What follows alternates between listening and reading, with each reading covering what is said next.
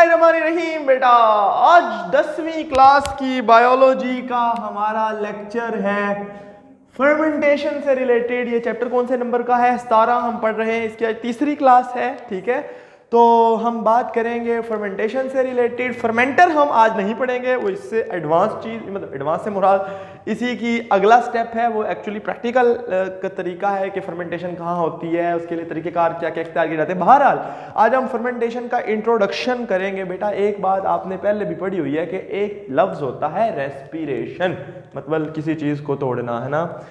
Respiration जिसमें sales के अंदर बॉन्ड्स को तोड़ा जाता है फूड के, है ना। लेकिन अगर हम वो बॉन्ड पूरे के पूरे टूट जाएं, वो कब होता है? जब ऑक्सीजन पूरी होती है। When oxygen is available. आपने 9th क्लास में पढ़ा था एरोबिक रेस्पिरेशन होती है। एक रेस्पिरेशन होती है बेटा एरोबिक रेस्पिरेशन, यानी जिसमें जो आपने 9th क्लास के 7वें चैप्टर में पढ़ी थी कि जनाब ऑक्सीजन पूरी होती है और सारे के सारे बॉन्ड टूट जाते हैं और उससे जो चीज बनती है। और दूसरी चीज होती है एनएरोबिक रेस्पिरेशन, जिसको हम फर्मेंटेशन भी कहते हैं। और इसका दूसरा, इसको एक और जुबान में हम कहेंगे इनकम्प्लीट ऑक्सीडेशन, यानी ये एक ऐसी ऑक्सीडेशन है जिसमें सारे के सारे बॉन्ड नहीं टूटते। और लेकिन बेटा अगर आप दोबारा रिकॉल करें, और कल जो मैंने फर्स्ट ईयर को जो लेक्चर लिया था, आप भी इधर बैठे थे, और आज भी आपने थोड़ा सा अंदाजा लगाया कि एक लफ्ज़ था ग्लाइकोलाइसिस। आपने बात की हुई है, पहले भी आप जानते हैं इस बात को। ग्लाइकोलाइसिस एक ऐसा स्टेप है, एक ऐसी चीज़ है जिसके अंदर ग्लूकोज को, ये एक ऐसा रिएक्शन है जिसके अंदर ग्लूकोज को तोड़ के बनाया जाता है पायरुविक एसिड, और पायरुविक एसिड के 2 मॉलिक्यूल बनते हैं। इसके मुख्तलिफ स्टेप हैं जो 9th क्लास में भी आपने पढ़े हुए हैं, फर्स्ट ईयर में भी इंशाल्लाह पढ़ेंगे। लेकिन आगे जो ये एरोबिक रेस्पिरेशन में भी होता है और एनारोबिक रेस्पिरेशन में भी होता है, इसके लिए ऑक्सीजन की जरूरत नहीं होती। सही है जी मौलवी साहब। लेकिन अगला जो स्टेप है, अगर तो ऑक्सीजन पूरी है तो फिर तो क्या होगा, यानी इफ दी सफिशिएंट ऑक्सीजन, यानी अगर ऑक्सीजन वावा सारी है, CIENT, sufficient oxygen is available, तो इससे कार्बन डाइऑक्साइड बनेगी, पानी बनेगा और maximum amount of energy release होगी, जिसके बारे में हम नहीं पढ़ने वाले। ये आपने एरोबिक रेस्पिरेशन के बारे में ऑलरेडी पढ़ा हुआ है 9th क्लास में। हम बात करेंगे इसकी।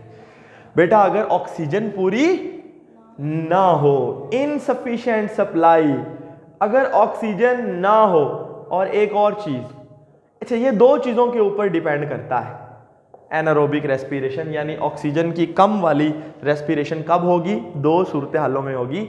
एक तो जब ऑक्सीजन पूरी ना हो और इनसफिशिएंट सप्लाई ऑफ ऑक्सीजन, और दूसरा कुछ ऑर्गेनिज्म ऐसे हैं जो ये वाले रास्ते को इख्तियार ही नहीं करते, मसलन एनारोबिक बैक्टीरिया, मसलन फंजाई, कुछ ऐसे हैं, सारे नहीं, यीस्ट वगैरह, जो कि ये वाला रास्ता इख्तियार नहीं करते, चाहे ऑक्सीजन हो भी, चाहे आमतौर पे ऑक्सीजन हो तो वो ग्रो भी नहीं करते प्रॉपर्ली, लेकिन कुछ ऐसे हैं जो ये वाला रास्ता ही इख्तियार करते हैं, एरोबिक रेस्पिरेशन नहीं करते। सही है। और अब ये बेटा मुख्तलिफ तरह की चीजों में ये पायरुविक एसिड कन्वर्ट हो सकता है, मुख्तलिफ चीजों में।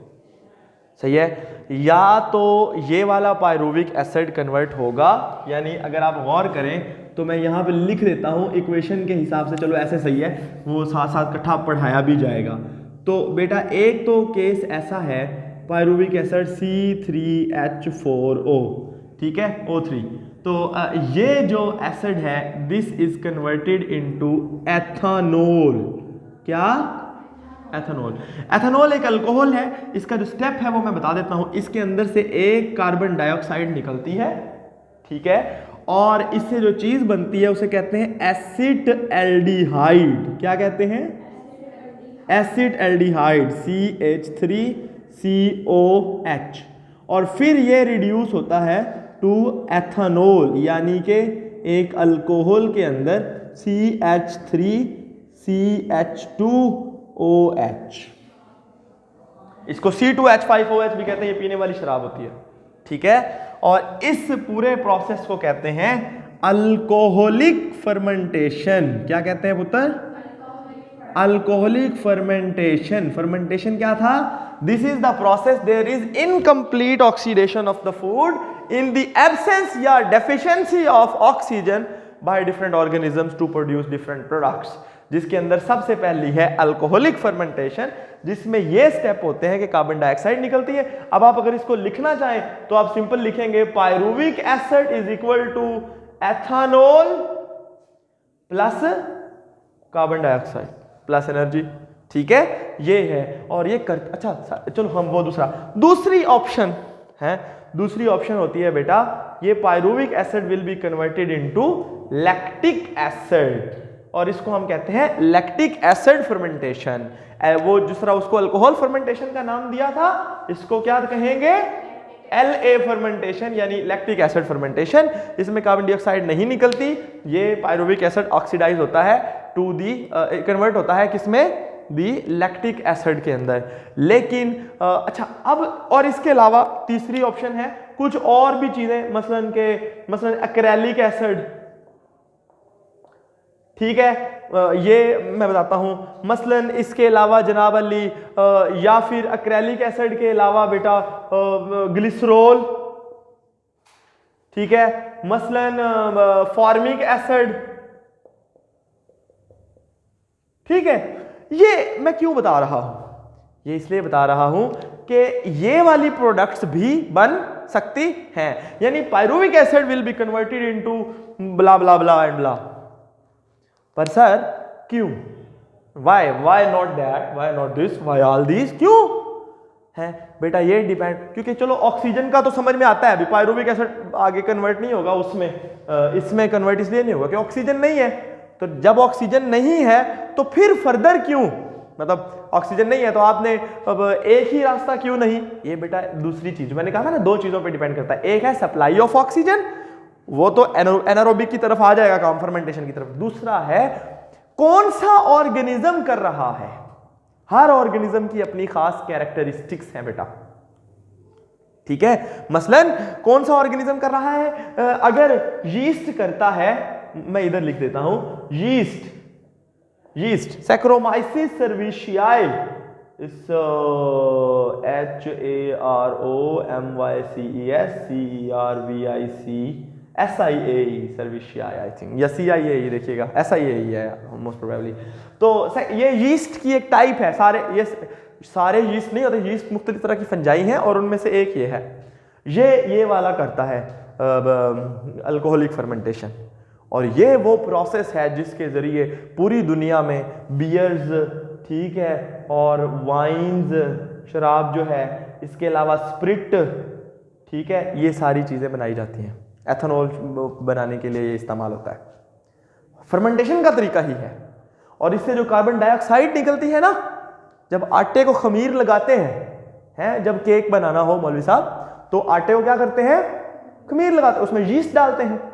वो जब आप उसको रख देते हैं, वो उसके अंदर कार्बन डाइऑक्साइड बनती रहती है, वो आटे के अंदर ही रहती है। फिर जब आप उसको गर्म करते हैं, आप वो बेकिंग में जब ओवन में लेके जाते हैं या भट्टी में डालते हैं, तो क्या होता है? वो कार्बन डाइऑक्साइड उड़ जाती है। जब उड़ती है तो वो गैस की शक्ल में निकलती है, तो वो केक बन जाता है। उसमें सुराख हो जाते हैं, वो पोरस हो जाता है, हर जगह से कार्बन डाइऑक्साइड निकलनी होती है ना, हर तरफ को। समझ आ गई बात की? तो वो जितनी अच्छी अगर आप बनाएंगे तो उतना केक अच्छा बनेगा, फ्लफी बनेगा, क्योंकि उसमें मैक्सिमम कार्बन डाइऑक्साइड इधर उधर को निकलेगी। अगर कहीं पे यीस्ट ना पहुंची तो वहां से आटा वैसे रह जाएगा। समझ गए ना बात को? इसकी बुनियाद पे केक की क्वालिटीज भी होती है। खैर ना, वो मजाक कर रहा था। तो ये तो आपको लग गया पता। लैक्टोबैसिलस बेटा एक बैक्टीरियम है, लैक्टोबैसिलस बुल्गैरिकस। इसके अलावा स्ट्रेप्टोकोकस, थर्मोफिलस, ये भी एक बैक्टीरियम है। ये वो बैक्टीरिया है जो लैक्टिक एसिड बनाते हैं, वो नहीं बनाते, उसे क्या कहते हैं? ये दही में होते हैं। दही में हम ये डाल देते हैं या दूध के अंदर डालते हैं, वो उसको कोगुलेट कर देता है प्रोटीन्स को। क्यों? लैक्टिक एसिड बनता है, उससे पीएच कम होती है, दूध के अंदर जितनी प्रोटीन्स होती हैं वो जम जाती हैं। अगर आप अंडे को गर्म करें तो अगर आप देखें तो अंडा जम जाता है ना, वो जब उबलता है। वैसे तो अंडा लिक्विड होता है, लेकिन वो जम जाता है। तो जब वो जमता है तो इसमें कोगुलेशन, यानी वो उसकी प्रोटीन्स क्या हो गई है? जम गई हैं, कोआगुलेट हो गई हैं। सही, जिस तरह खून जब बाहर रखें तो वो जम जाता है, कोआगुलेट हो जाता है, ठीक है। तो कोआगुलेशन इसे कहते हैं, प्रोटीन्स का जम जाना। और वो क्यों जमी? क्योंकि पीएच कम हो गई। समझ आ गई? इस तरह आप दूध के अंदर लेमन डाल दें तो लेमन में भी तो एसिड होता है ना, सिट्रिक एसिड, उसकी वजह से भी प्रोटीन्स जम जाती हैं। समझ आ गई जी बात की? तो ये आपको आइडिया हो गया। सर ये बाकी चीजें की भी कुछ एग्जांपल दे दें तो बेटा यस, अगले पेज के ऊपर एक टेबल बना हुआ है येलो कलर का, जो आपको ये बताएगा। देखें, फर्ज किया एस्परजिलस, ये एक फंगस है। ये जब फर्मेंटेशन करती है तो फॉर्मिक एसिड बनता है, जो मुख्तलिफ मेडिसिन के अंदर, टेक्सटाइल इंडस्ट्री में बड़ा इस्तेमाल होता है। एक्रेलिक एसिड ये पाइप्स बनाने के लिए इस्तेमाल होता है, और इसके लिए बेसिलस स्पीशी, ये कुछ खास बैक्टीरिया हैं, बेसिलस, वो ये काम करते हैं, रॉड शेप बैक्टीरिया। इसके अलावा ग्लिसरोल, ये वही सैक्रोमाइसिस सर्विशियाई की एक टाइप है, जो कि ये ग्लिसरोल, ये भी एक अल्कोहल है। वो तो एथेनॉल थी ना, ये अल्कोहल, ये भी बनाते हैं। तो इसके अलावा और भी मुख्तलिफ कैटेगरीज हैं, मुख्तलिफ और प्रोडक्ट। ये इस टेबल में से एक नंबर का सवाल पक्का है, यकीन माने, सही है, पक्का, कि वो किसी का एक का यूज पूछ लेगा, ठीक है, और या फिर अगर यूज नहीं, हाँ जी, हाँ बस ठीक है, एक मिनट, तो या तो यूज पूछ लेगा या फिर क्या पूछ लेगा कि ये कौन सी स्पीशी की फर्मेंटेशन से ये काम बनता है। तो मैंने आपको फर्मेंटेशन का ओवरव्यू दिया, ठीक है। जो नेक्स्ट होगा that is the uses of fermentation, वो फूड इंडस्ट्री में और बाकी सारा इंडस्ट्री के अंदर भी हम पढ़ेंगे, और साथ ही कल हम फर्मेंटेशन को खत्म कर लेंगे। समझे, फर्मेंटेशन का पहला लेक्चर ये था और दूसरे में ये कंप्लीट हो जाएगी, ठीक है। तो thank you so very much, Allah Hafiz.